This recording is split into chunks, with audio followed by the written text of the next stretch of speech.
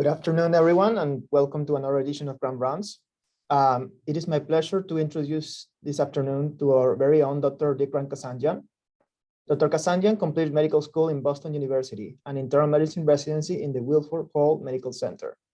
He then underwent subspecialty training in the medical oncology and hematology fellowship at the NIH. After graduating, Dr. Kazandjian joined the Hem-Onc faculty at the NIH until 2021. He then joined the University of Miami Sylvester Comprehensive Cancer Center as a professor of medicine in the Myeloma program in February 2021. Dr. Kazandjian has also worked as an associate director of the FDA NCI Clinical Investigator Program and continues to collaborate with the NIH Multiple Myeloma Program to this date. Dr. Kazandjian has been the recipient of multiple grants for the research of multiple myeloma. His extensive work includes the use of next-generation sequencing for cancer mutation detection, as well as the characterization and impact of health disparities in multiple myeloma. Dr. Kazandjian's presentation today is entitled, A New Era of Novel Immunotherapies for Multiple Myeloma. Please join me in welcoming Dr. Kazandjian. Thank you very much for the kind welcome, and thank you, Dr. Weiss and the Department of Medicine for giving me the opportunity to give grand rounds today. So I'd like to start off with a quick overview. I'd like to discuss a brief historical overview of immunotherapies, and then move on to T-cell directed immune therapies in multiple myeloma, followed by chimeric antigen receptor T-cell therapeutics. Lastly, discuss evolution of T-cell engaging bispecific antibodies for myeloma, and try to put it all together for the future treatment of myeloma. So starting off with sort of brief historical context of immunotherapies. So these phenomena have been seen even way back in the 1000 BC all the way to the 1800s, and even some hieroglyphs in ancient Egypt time, where it was shown that tumors kind of spontaneously regressed. For the first time, it was the Greek physician Galen who noted that cancer might evolve from inflammatory lesions. The first scientific attempts to modulate the immune system were attributed to Phelan and Bush, who independently observed tumor regression after erysipelas infection. And in 1868, Bush was the first to intentionally infect a patient with erysipelas to see if the tumor shrinks. But the father of immunotherapy was really this American surgeon by the name of William Coley. He observed a number of cases in which cancer patients went into spontaneous remissions after having a streptococcal infection. And that led him to begin injecting some of his own mixtures of inactivated bacteria into patients' tumors. So here's an example. There was a patient seen in the New York hospital with a large neck sarcoma that was refractory to surgeries. The hospital actually denied Coley's experiment, so you had to rent an apartment in New York to actually do the procedure.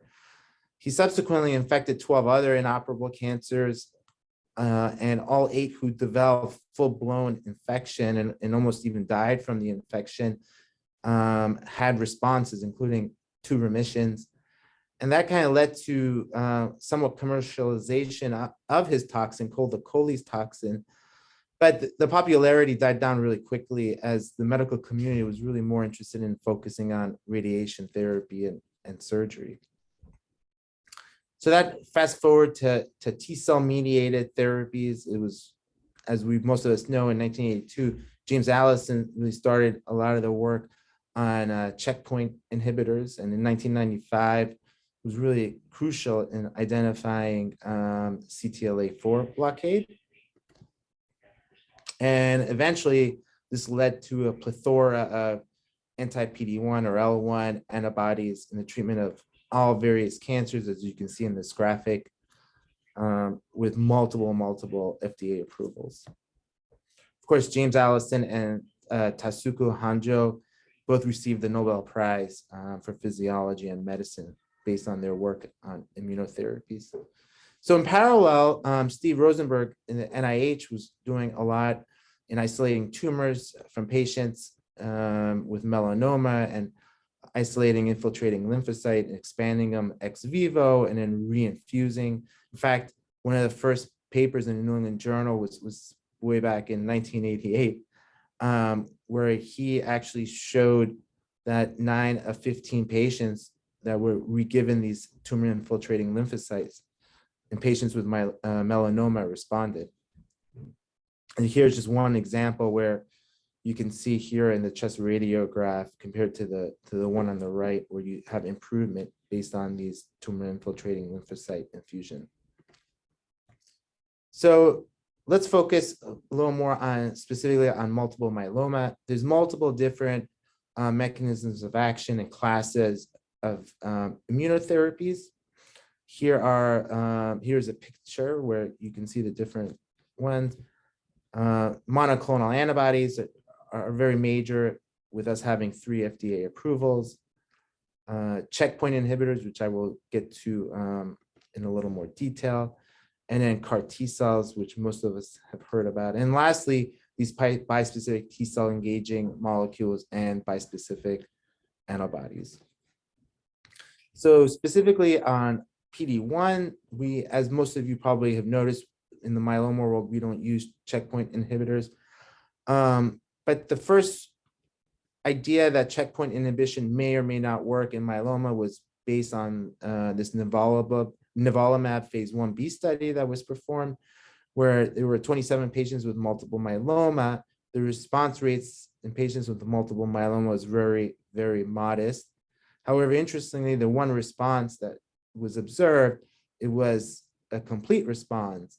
And as you can see in the table here, that patient had an asterisk. And if you focus down on the asterisk, that patient actually had concomitant palliative radiation therapy.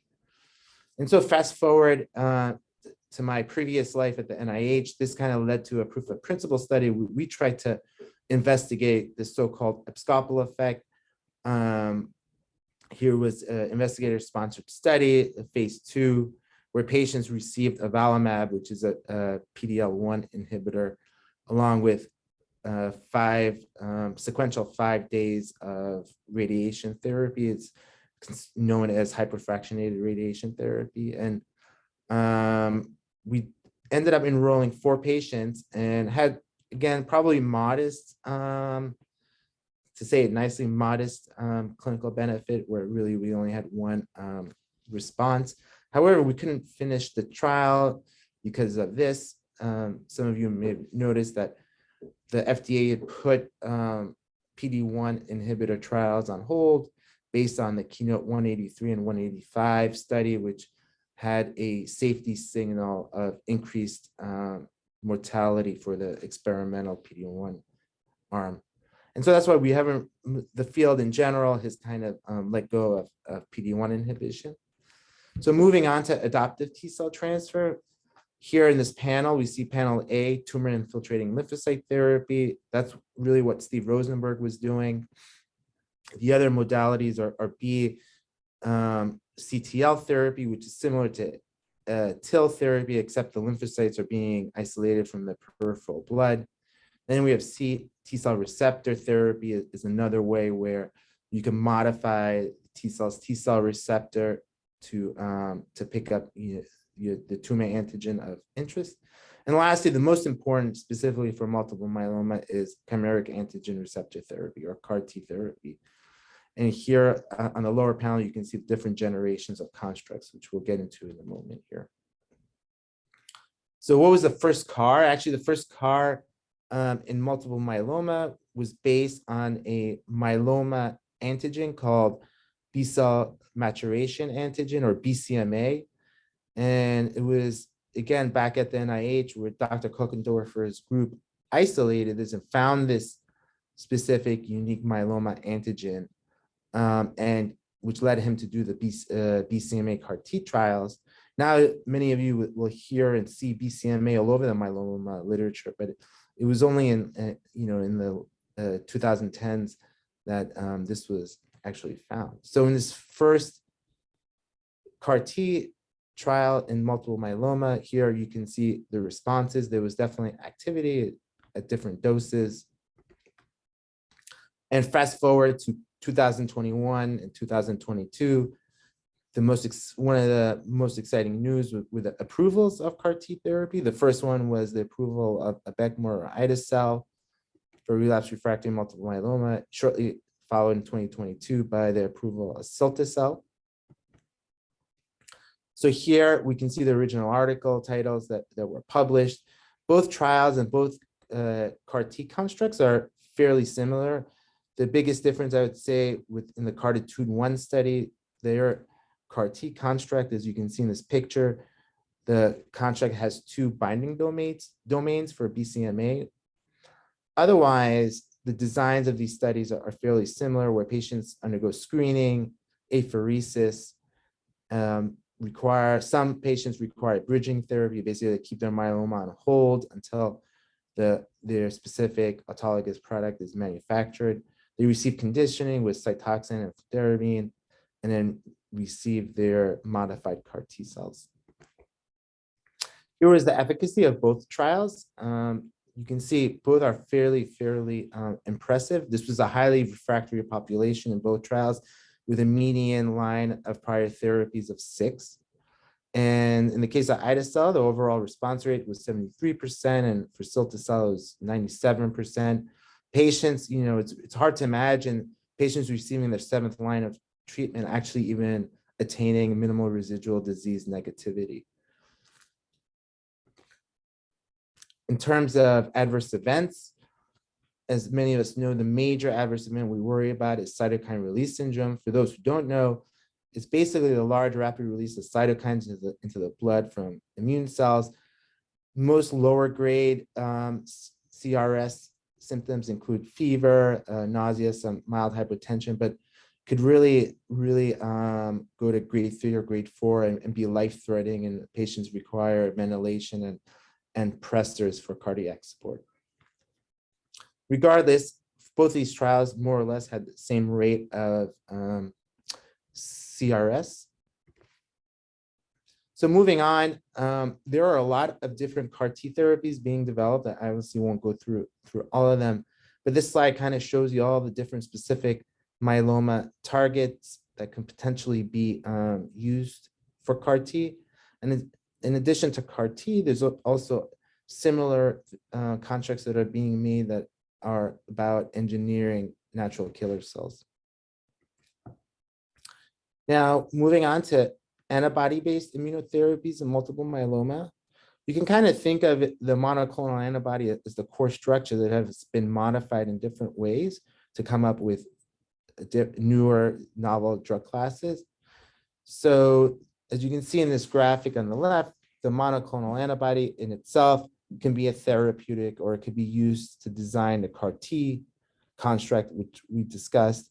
But it can also be used and use the linker and add a payload to create an antibody drug conjugate.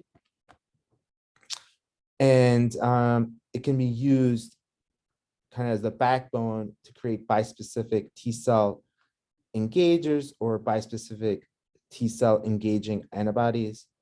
Here we can see, and we'll talk about this more, but the major difference between the bispecific T-cell engager and the antibody is the antibody actually looks like an antibody, where the T-cell engagers lack an FC region.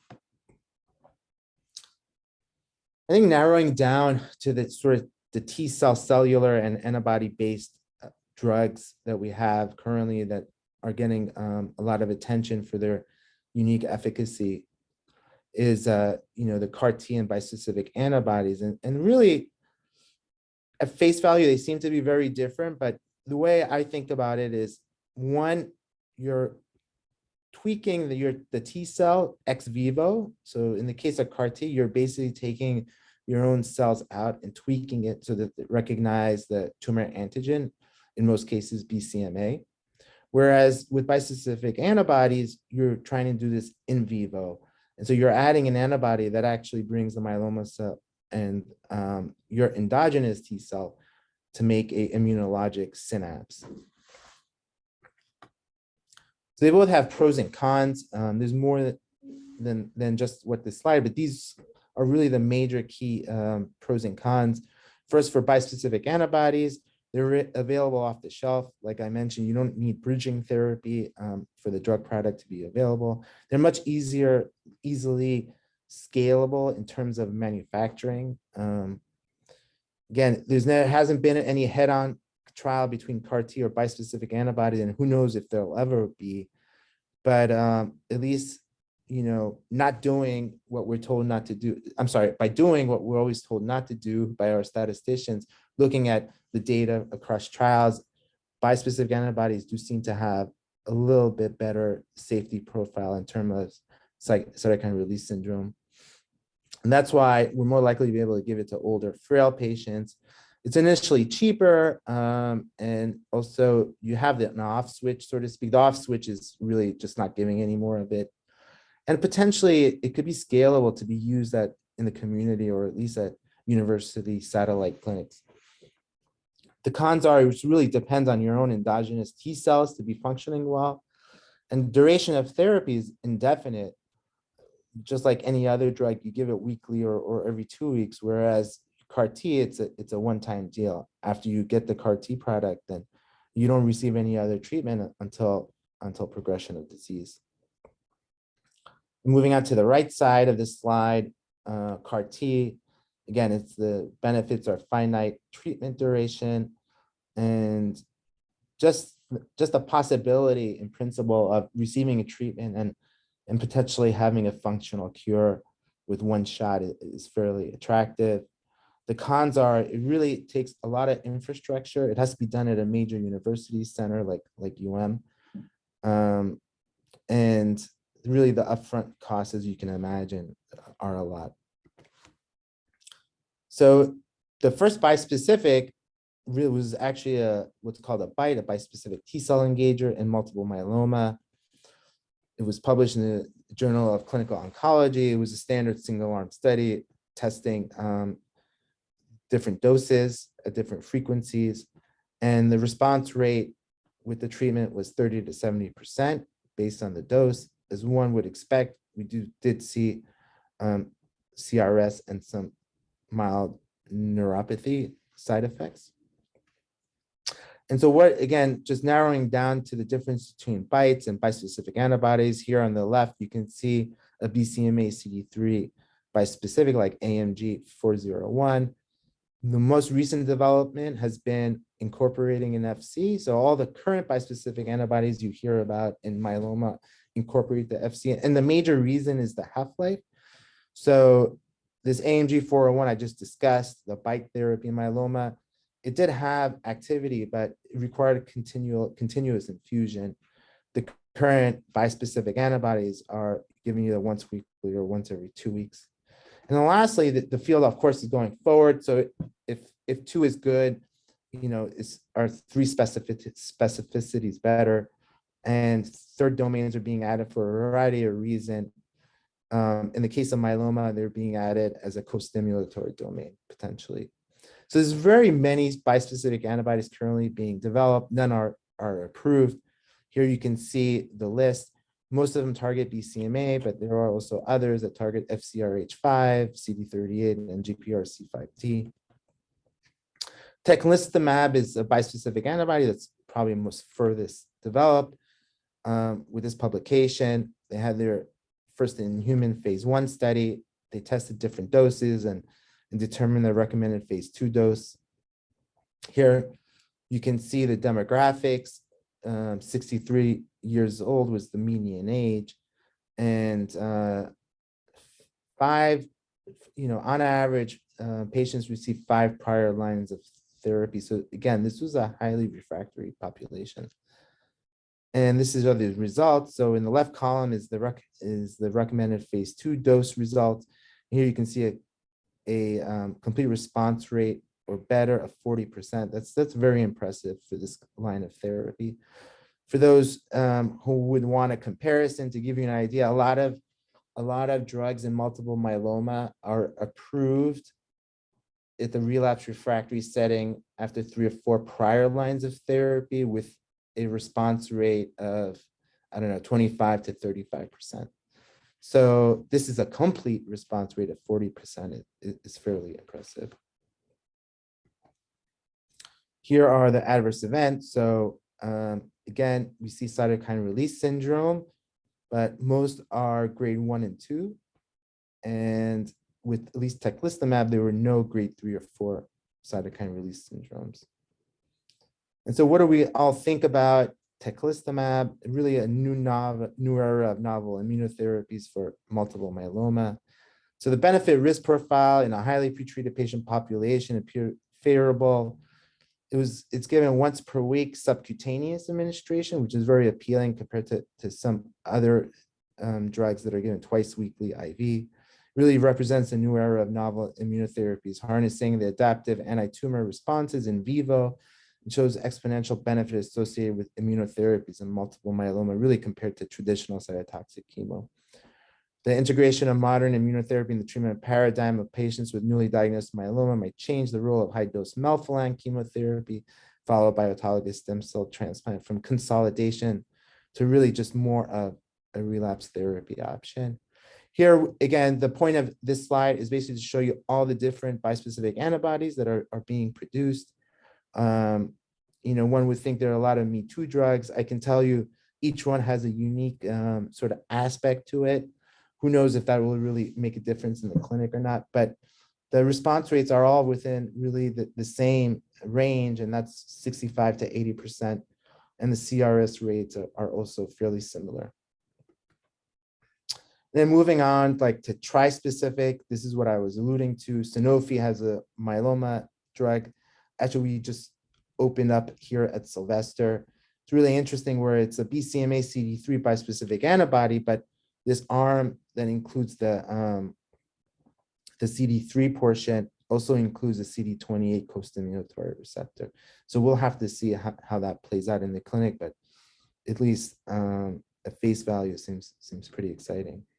So really, this is the summary review chart for antibodies and immunotherapies based myeloma treatments.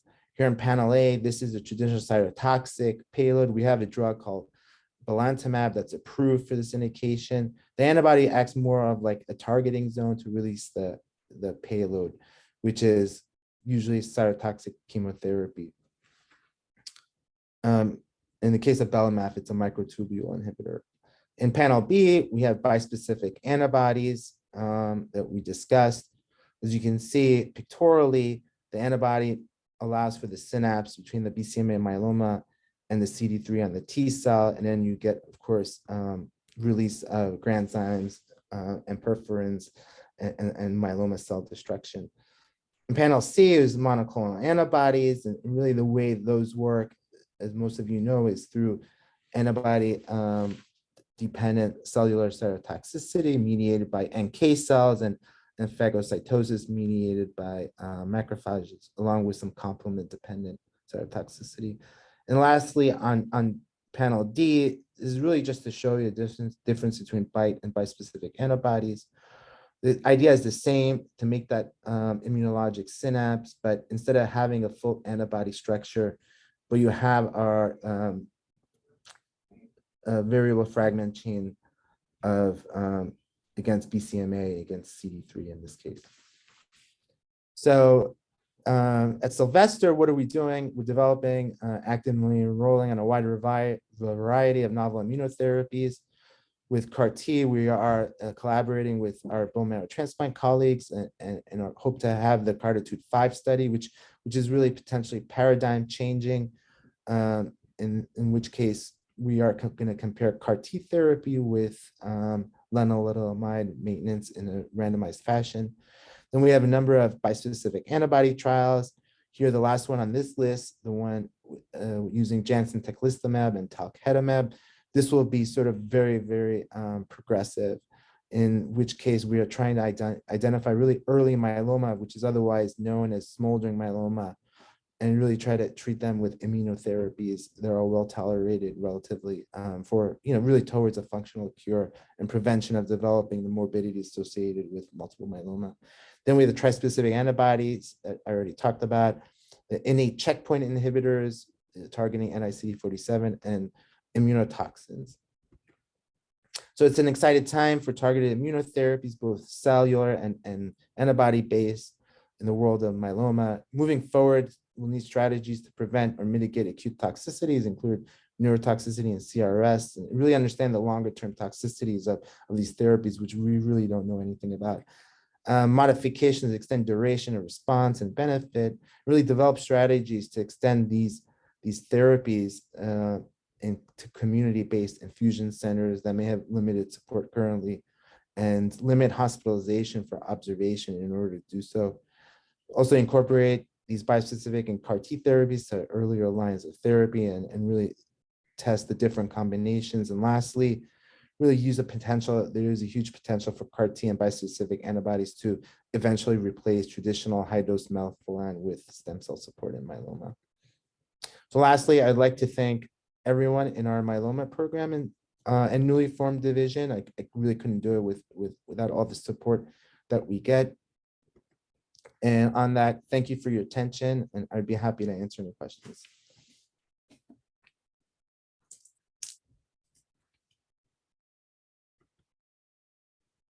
Thank you, Dickran, for that very nice review of multiple myeloma. Maybe I can start. We have time for just a couple questions, but from my simplistic way, and I appreciate that I'm very simplistic way of looking at this.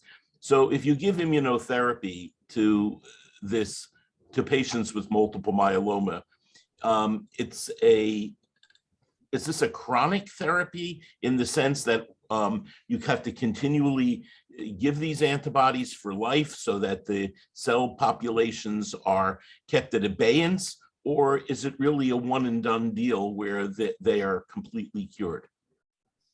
Yeah, that's a great question, Dr. Weiss. As we all know, technically, according to the textbook, myeloma is not curable, and we haven't really seen any cures either with these therapies. But the follow-up time is just not there. So with the cellular-based therapies and the CAR T therapies, those are one-shot deals, and that's what makes them attractive. So you could potentially, if you have the right product, you could technically get the drug and then go into a cure, basically.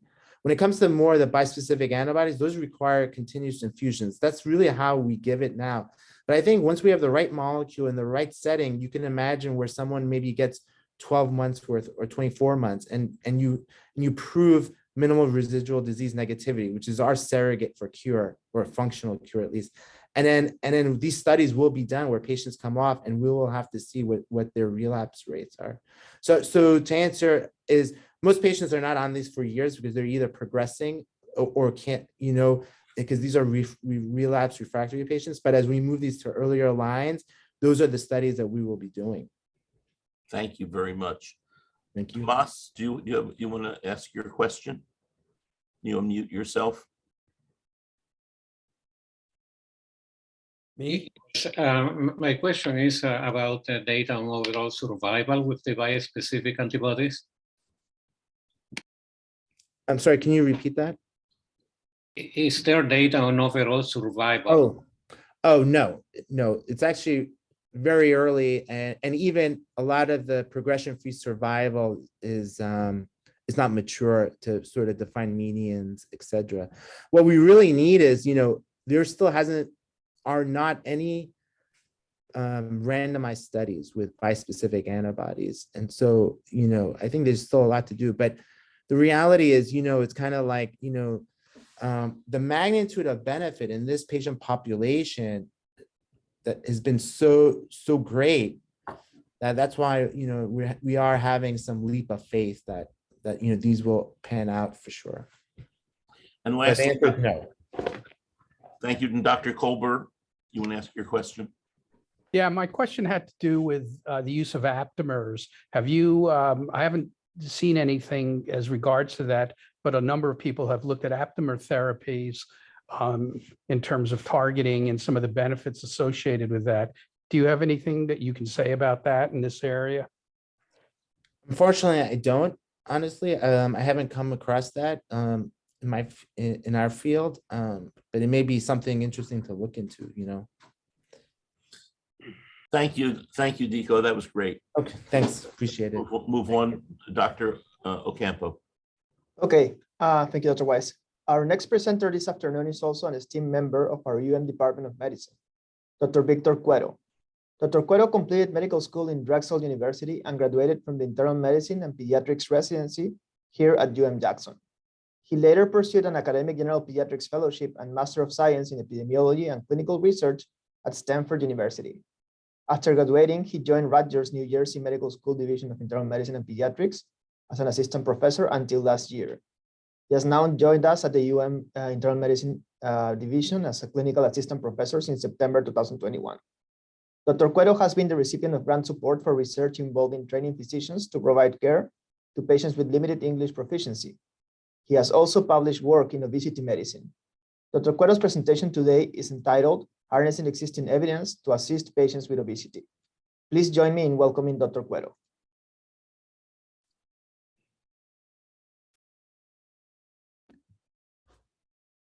Hello, everyone. Thank you. Thank you for that introduction. It's a pleasure to be with you all here today and share some insights as to better treat patients with obesity.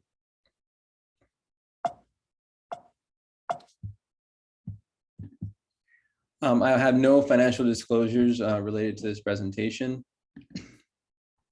The learning objectives for today are rather straightforward. First, to recognize the role of medical therapy for patients with obesity. Second, to identify indications for treatment and referral of patients. And lastly, just to cover some of the limited pharmacotherapy options that we have for weight management. So I'm going to present the case in the context of a clinical vignette that I call the not so straightforward physical. In general internal medicine, of course, you get a lot of these physicals of folks coming in that sometimes are a little more that you bargain for. So this was a 32-year-old female who came in for a checkup, basically to require it for her work, which involved being a home health aide. And that was essentially her chief complaint. She didn't have any worries, anything that she wanted to discuss. But in an interest of being thorough, we went through a full physical and got additional information that ended up being rather revelatory. Her family history was pertinent for diabetes. Also, history was pertinent for irregular menses before placement of IUD 3 years before for contraception. And I put the vitals here, even though it's out of order, because I'd like to hone in your attention as what we call in obesity medicine, a weight-first approach, where we also consider the context of the presentation in relation to the patient's weight. So another important thing here is reminding for asking permission when discussing weight with patients. This is important in order to take a non-judgmental approach that really matches the patient's motivation and inclination to discuss weight, as opposed to discussing weight as part of our agenda as clinicians. So the patient's weight history was not particularly abnormal or impressive, but showed a typical trajectory or journey of increasingly more weight, starting from adolescence to young adulthood. And being both medicine and pediatrics boarded, I'll tell you that this is not uncommon. And the data shows that those that have obesity as adolescents actually have way more increased risk of obesity and complications, comorbid conditions as adults. The dietary history was notable for not being hungry at breakfast, had never used any diet programs, and other than that was quite unremarkable. The other reminder here is to always ask permission when asking about other subjects as well, including sleep. It might be a sensitive subject for some folks. I always make a point of asking about sleep when it comes to a patient with obesity, given the high incidence of sleep-related disorders and sleep apnea in this population. So with the sleep history, it was notable that the patient said that she woke up a few times a night. And after some more prodding, she actually mentioned that she woke up to eat at night, which is rather atypical in your general population. And then she mentioned that she'd eat basically a full meal or leftovers from the evening meal during those nighttime feedings.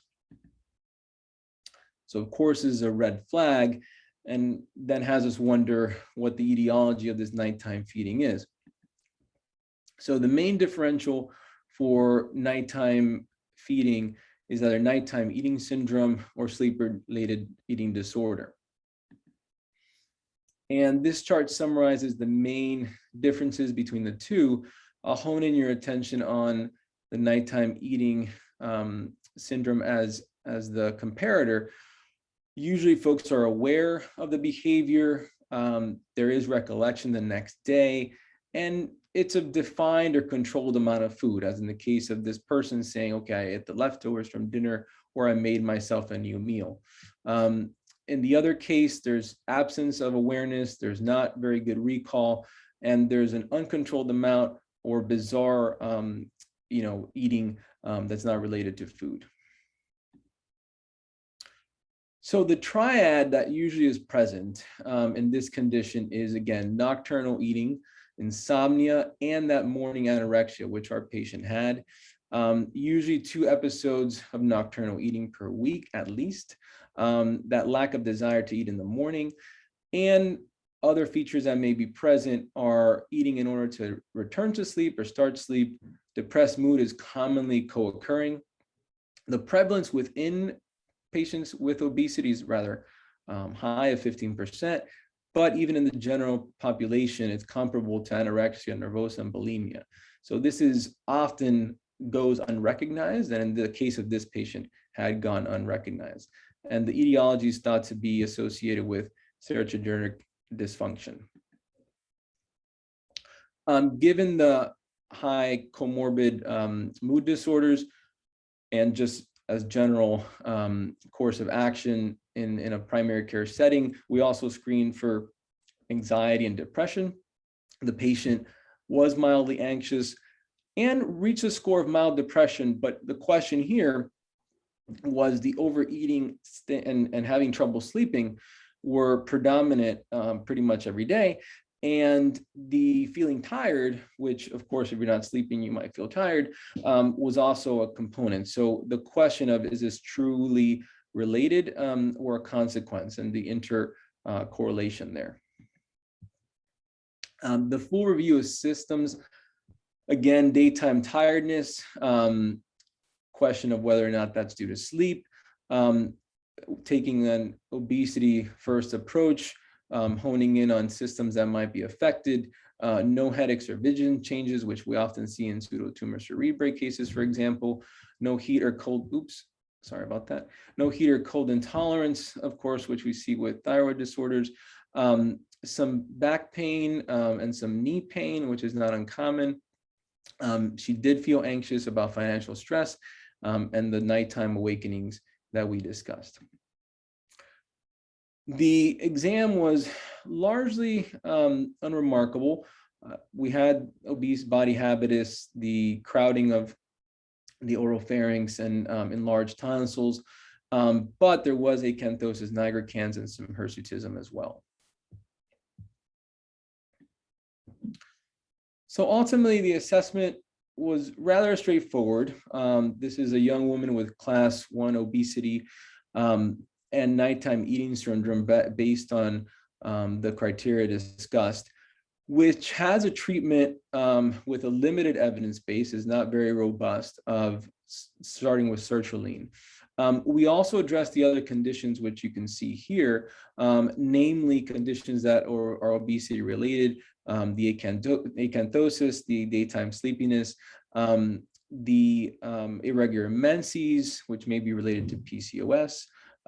We did some counseling regarding musculoskeletal complaints and did basic counseling for obesity, which is what is recommended at a primary care level of care. So this is the evidence-based from one randomized controlled trial for the treatment of nighttime eating syndrome. As you can see here in the red is the sertraline, which here graphed looks at the change in caloric intake as well as the weight change below. And you could see it's a rather stark contrast between that and placebo, but it's an extremely small study. And so 6 weeks later, this young lady came back for follow-up. She was tolerating the sertraline well. We had instructed her to titrate up as long as she would tolerate it. At 150, she had too much morning somnolence or sleepiness. So she went back to the 100 milligrams daily, which she tolerated well. And that took away the nighttime awakenings, and she was sleeping a full 7 to 8 hours a night. And her anxiety and depression also resolved, which is not unexpected given the synergistic activity of the sertraline. Additional testing did reveal the prediabetes, metabolic syndrome. So we referred to nutrition, and we didn't refer to the diabetes prevention program because that wasn't available in the community. But that would also be a recommendation given the prediabetes. Due to the daytime sleepiness, we performed a sleep study, which did show some mild obstructive apnea, and we referred to sleep medicine. The findings were also suggestive of, again, PCOS, and we referred to gynecology for further treatment. The musculoskeletal complaints had resolved by the time she came back, and she had lost 4 pounds, now putting her just below the cutoff for obesity and being overweight. So I use this case to highlight a somewhat atypical or rare presentation where there's obesity and nighttime eating syndrome. However, I want to make the pivot to more common obesity, which you would find in pretty much every specialty of medicine. So the important thing here is we know now obesity to be a multifactorial chronic disease which affects multiple systems and is, again, caused by multiple different factors, either in combination or independently, with some degree of contribution, which the data and the science really hasn't all cut up yet as to being able to isolate the contribution of individual factors. The important thing here is to note that obesity is not a condition of will. It is not a condition of motivation. It is not something to be stigmatized or shamed. The other important note here is that there's a broad range of obesity-related conditions, some that are simply correlated and some that are actually causal.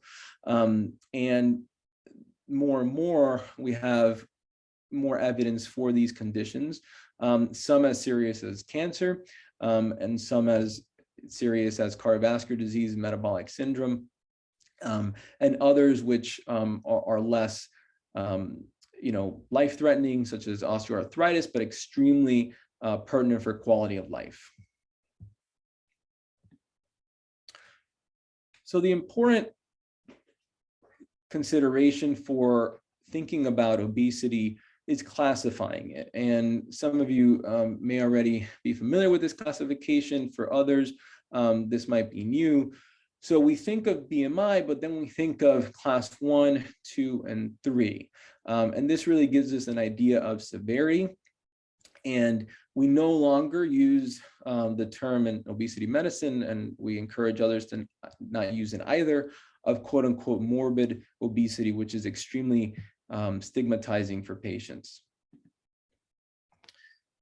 So before jumping into treatment, I would say that first we need to talk about not doing any harm. There is a fair degree of iatrogenic obesity, and there's a number of medications that I want to alert you to. I'm not going to go over these individually, of course, but medications that we either commonly see that have already been prescribed to our patients or that we ourselves might be prescribing. So the slides will be available as reference in the recording, but I want you to think about things that are common, such as antidepressants. A large number of them are related to increased weight.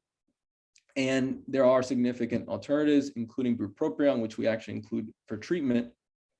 Similarly here, anti-epileptics. I want to draw your attention to topiramate, which is also something we use for treatment. Excuse me.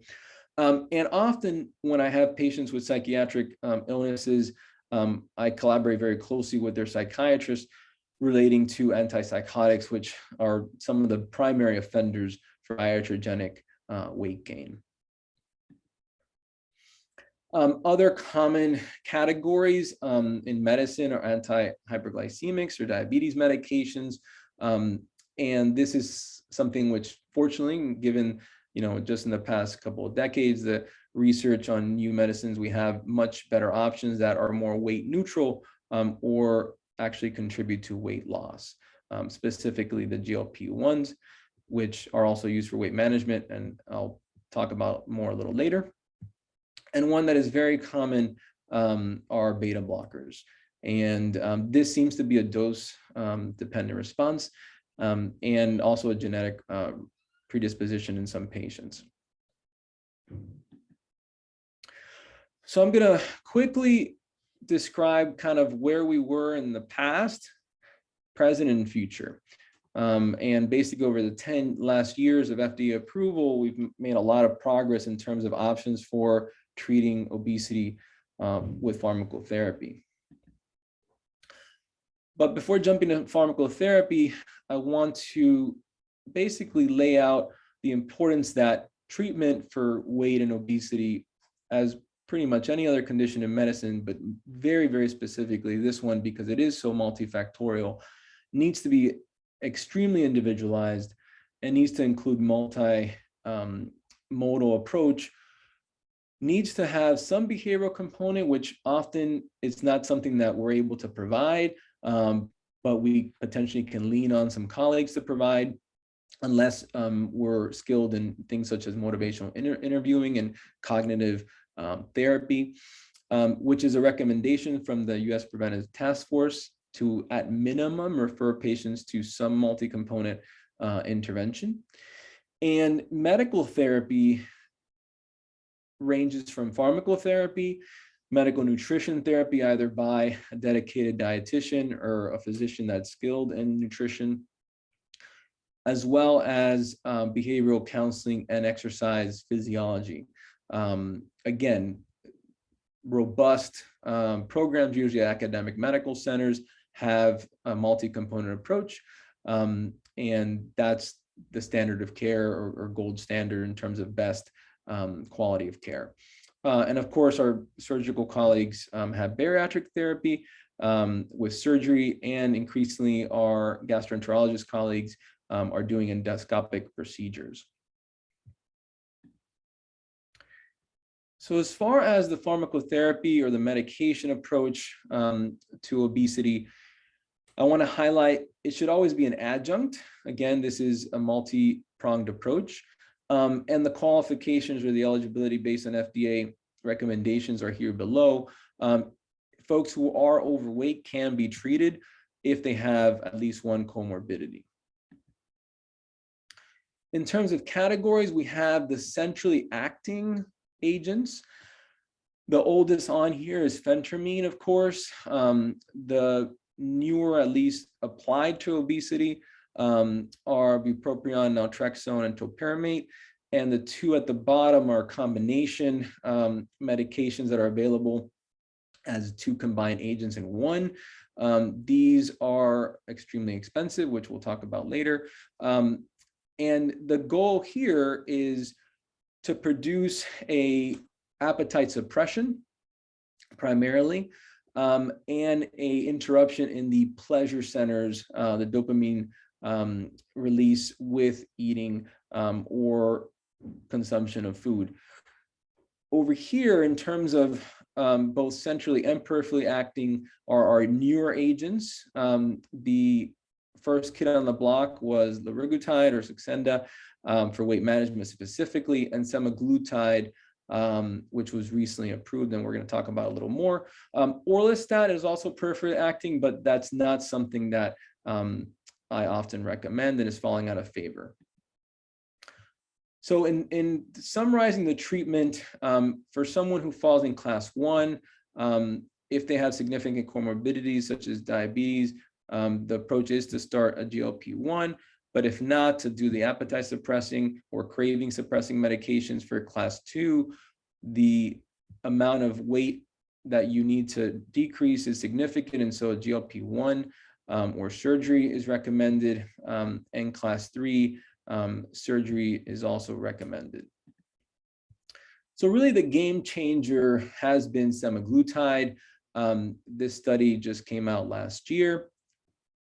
And I want to draw your attention to the percent achieving 15% weight loss. That's why this is a game changer. All the other agents, including liraglutide, had much less weight loss percent, on the order of 5 to 7 to 10% at most, whereas semaglutide hit the ball out of park, home run with the percent. And there are also the high responders, which lost more than 20% weight, which is really why we got excited about this medicine once it was approved, because it's almost comparable to some of the effect that we see with bariatric surgery. And for patients not wishing to proceed with bariatric surgery is a good option. Now, the barriers to treatment, again, lack of insurance coverage. I've yet to find one insurance that covers it outright. Very high cost for all these medicines, and the need for folks that are really skilled. I have seen folks that are kind of willy-nilly prescribing these agents. I don't recommend it. I think it needs to be, medically supervised. And the patient, again, needs to be on a multimodal approach. We all really need to focus on weight loss in a safe, healthy way where we're not losing a lot of muscle mass and we're not building a lot of muscle mass, and the patient is fully evaluated from a psychological standpoint.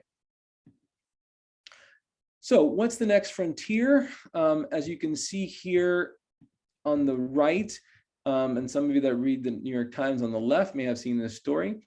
We have tirzepatide, which is kind of in the hopper, if you will possibly soon be approved as a new agent, and specifically for weight management, I might say. You see here at the bottom is the effect of bariatric surgery, again, with the percent we talked about earlier. Everyone over here is at the top. If you think of this as a horse race, some of the horses are separating and making an effect.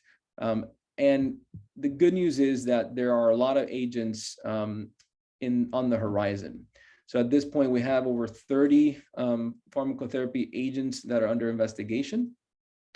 So what the future holds going forward is hopefully the robust study of these pharmacotherapy agents and including them in treatment, the greater development of obesity medicine as a specialty.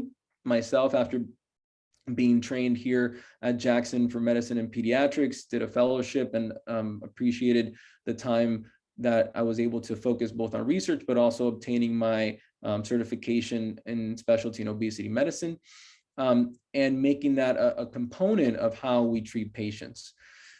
The other areas that I see for the future is really leveraging technology.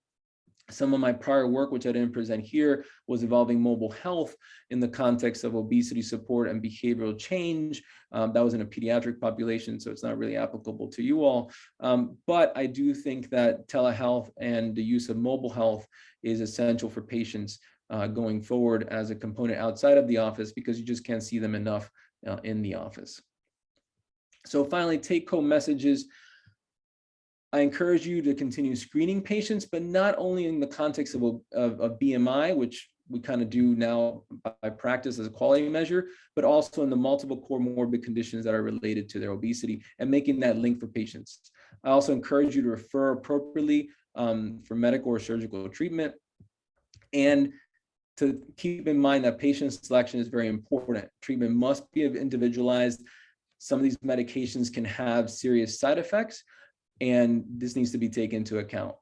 And ultimately, just want to impress upon you the idea that treatment is effective, and more so now with the newer agents, even more effective, because we know that 5 to 10% weight loss minimum has a cardiovascular benefit.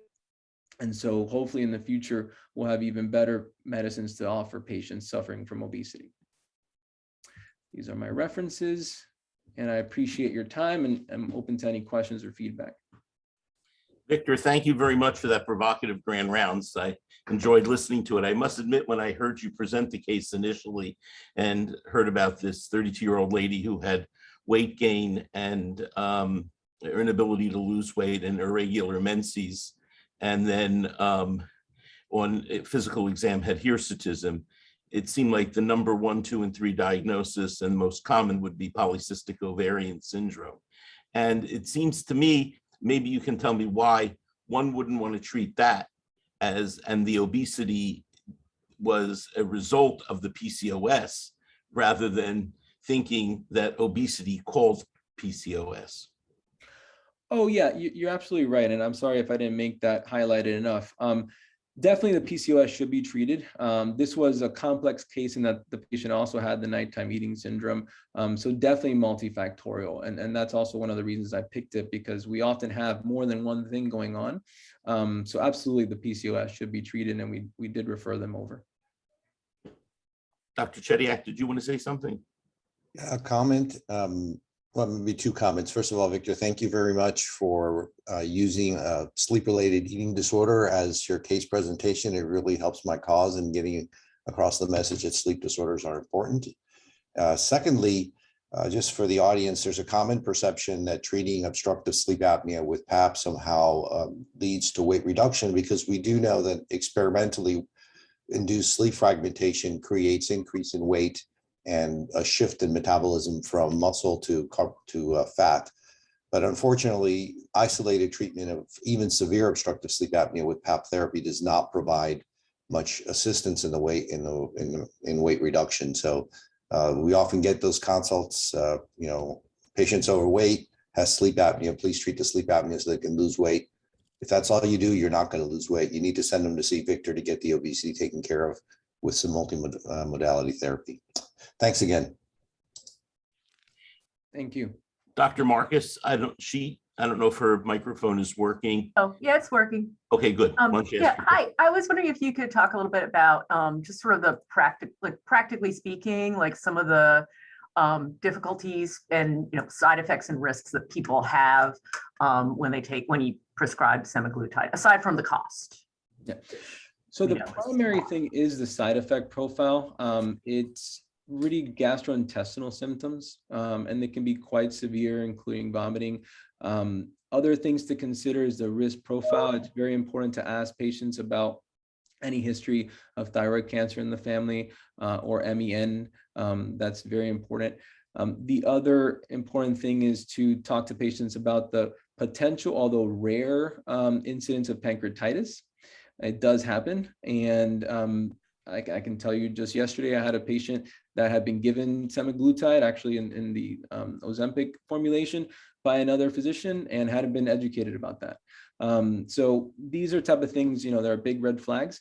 But the other consideration is we really want to look at weight loss, again, in a healthy way. So if the patient is really not attuning their nutrition to keep up with the weight loss, not doing strength training to keep up, again, with muscle loss, then it's really important that they, be educated on that. So just kind of, and I've seen it, unfortunately, folks are giving medicines willy-nilly. So it's fortunately less of a risk profile than the other medicines we have. So the GLP-1s are much better than any of the other medicines we have on the market.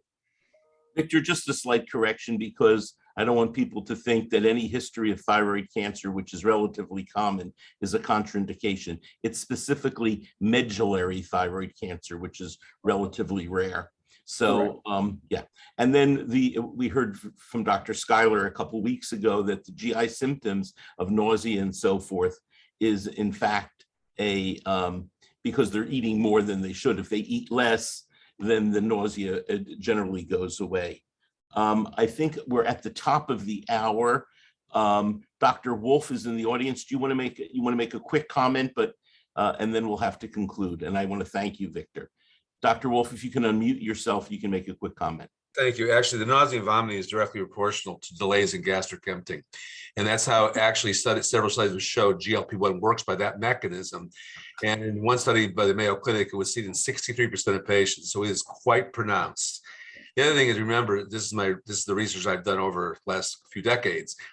Incretins are trophic factors for more than just more than endocrine cells. They actually just published a paper showing effects on colorectal cancer cell lines. So I think some of the questions regarding using incretin agonists are really still out there. There's still some questions regarding their safety and also their tolerability. Thank you, Dr. Wolf. And we should introduce you formally to the faculty. We welcome you as our volunteer professor here in the Department of Medicine and the Division of Gastroenterology, and we're grateful you're here. Everyone have a great day, and we'll see you next time. Don't forget to sign in for your MOC.